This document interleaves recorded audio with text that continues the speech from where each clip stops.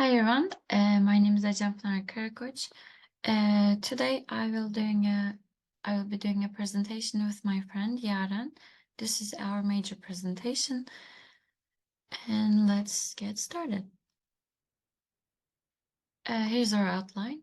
I will be talking about how can we use assessment to facilitate learning, and my friend Yaren will talk about morphological variability and insights on teaching and assessment.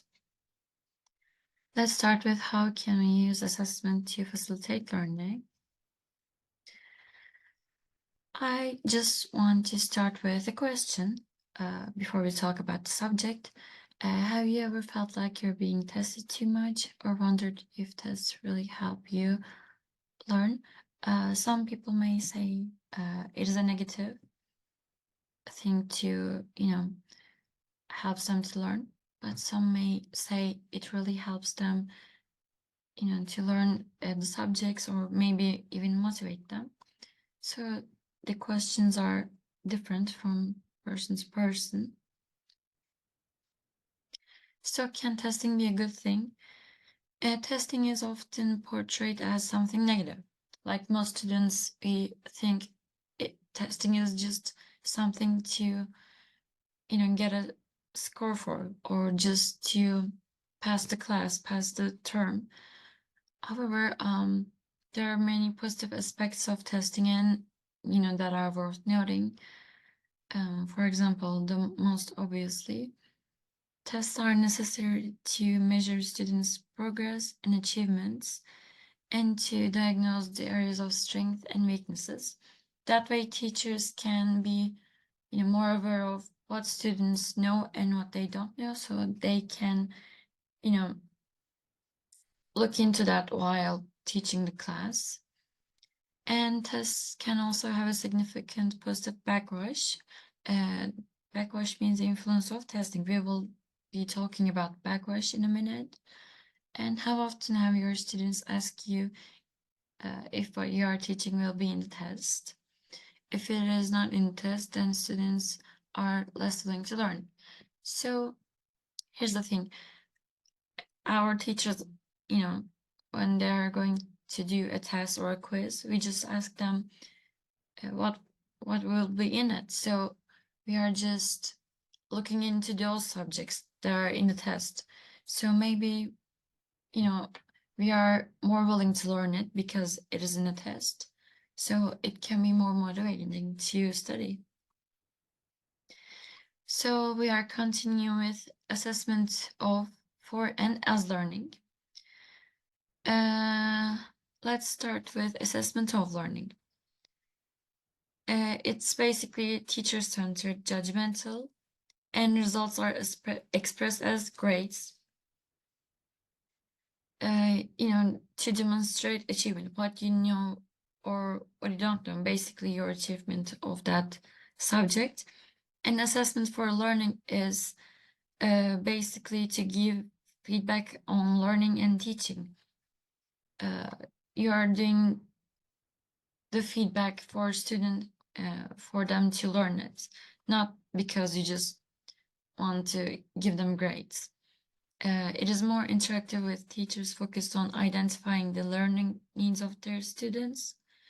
And lastly, assessment as learning is basically takes assessment for learning even further, involves students monitoring and gathering information about their own learning.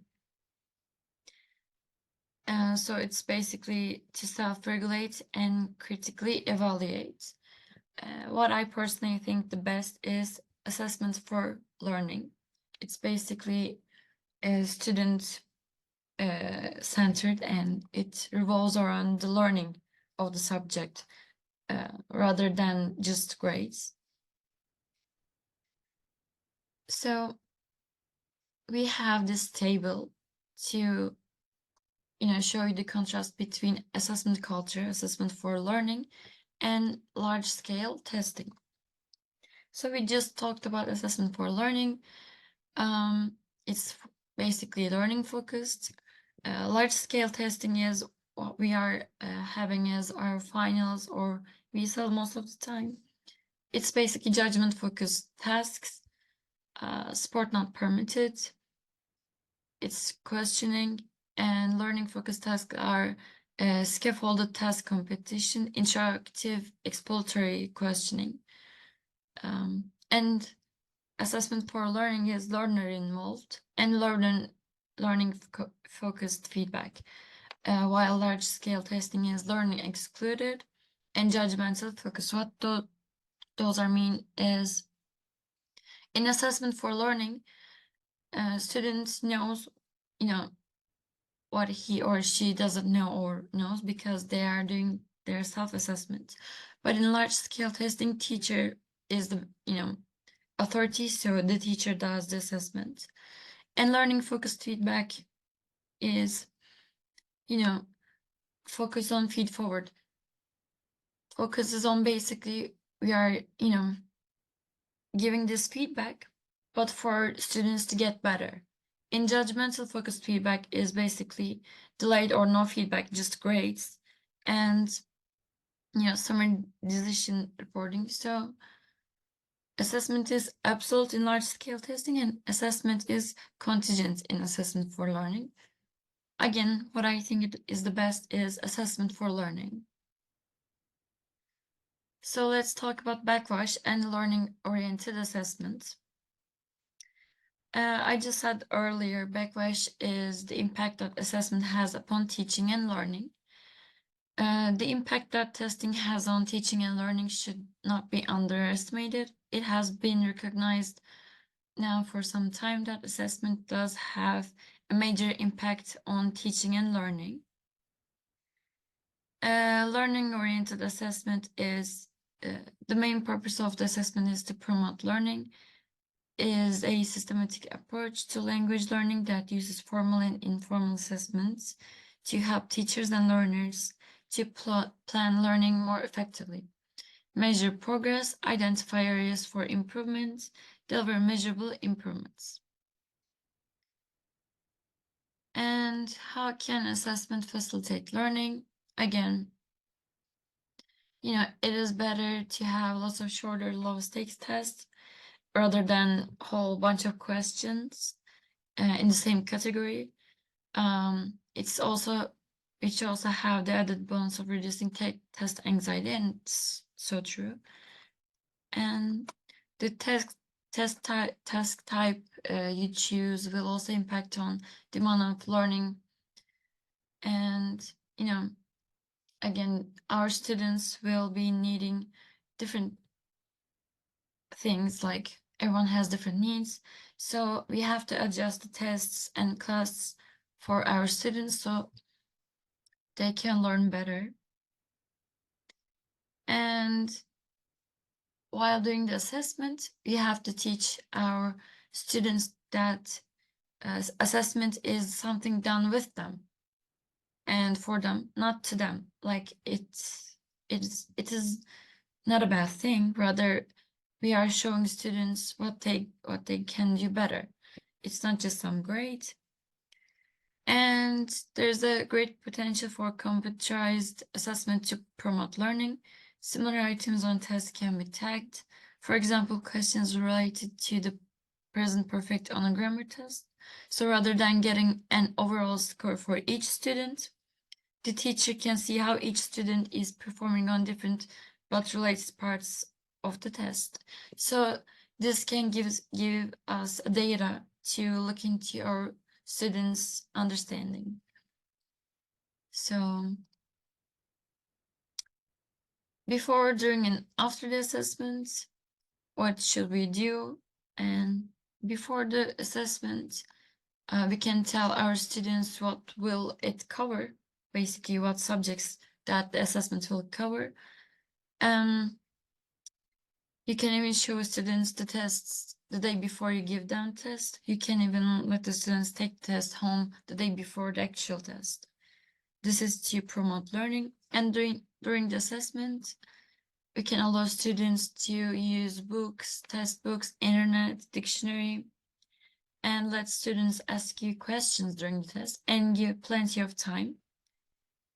And after the assessment, let the students redo the assessment after some additional teaching input from the teacher, from us. And conclusion, assessment provides us with an excellent opportunity to facilitate learning. There is nothing wrong with teaching to the test if the test is based on the curriculum. When assessment is an integral part of the learning process, it can have a significant positive impact on teaching and learning, and not exploiting the potential learning gains that assessment can achieve is a huge wasted learning opportunity. Thank you for listening to me. Now my friend Yaren will continue.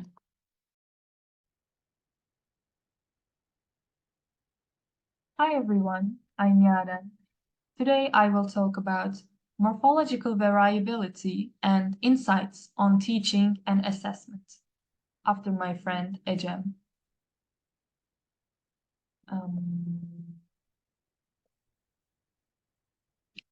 Here are my topics: minimal trees hypothesis, impaired representation hypothesis, future reassembly hypothesis, and lastly, implications for teaching and assessment.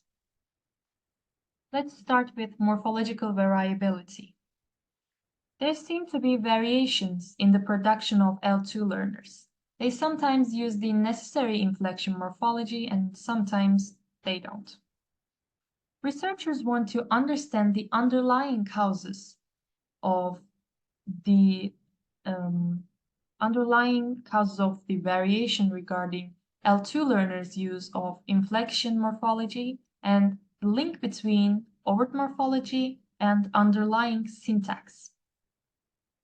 There are several theories stating that view: minimal trees hypothesis, and impaired representation hypothesis, and lastly, future reassembly hypothesis. Let's look at the minimal trees hypothesis initially. This hypothesis is proposed by Weinicke and Young-Scholten, if I'm pronouncing right. This is an important theory where tree is a metaphor of syntax for the branching structure showing how words of a phrase or sentence correlate. As the learner works on the input, he or she develops the phrase structure of L2. There is a linear order while forming this structure. Let's give a real-life example of this theory. Imagine a young child named Maria, whose native language is Spanish. Maria's family moves to an English-speaking country when she was 5 years old. According to the minimal trees hypothesis, initially Maria may only have access to lexical categories in English, such as nouns, verbs, and adjectives, while grammatical and functional categories are absent.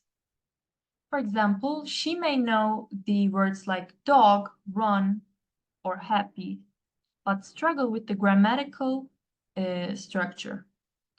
Maria starts by resetting parameters from her native language, Spanish, to accommodate the syntax of English.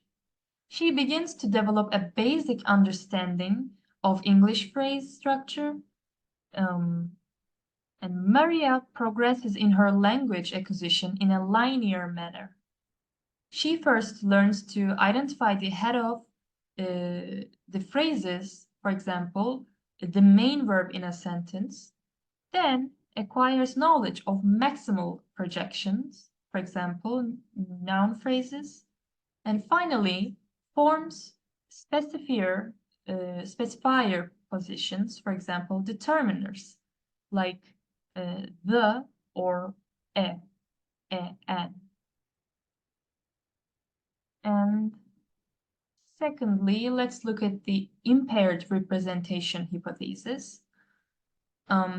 This view suggests that the variability observed in inflectional morphology usage occurs because of deficiencies in functional projections or the strength of linguistic features. There is a case study to illustrate this concept. Erdem, a Turkish child learning English, showed variability in inflectional morphology usage, but demonstrated evidence of underlying syntactic projections.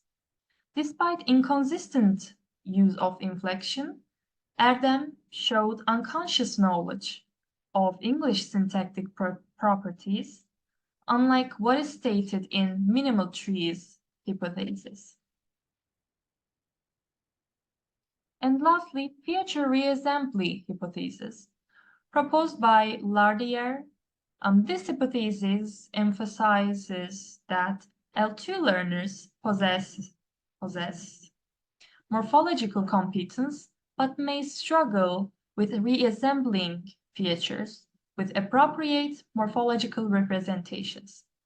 Lardier worked on a case study of an adult Chinese speaker whose second language is English. Her name was Patty, and her English was at its end state, meaning that it was unlikely to improve further. Patty couldn't use the third person singular marker correctly. Still, she showed good use of several syntactic properties of English. And I have a question for you guys. Based on the case studies of Erdem in minimal trees hypothesis, and Patty in, Erdem was not in minimal trees hypothesis. It was in impaired representation hypothesis, and Patty was a feature reassembly hypothesis. What challenges might occur when L2 learners connect grammar rules to actual language use? You may comment down below.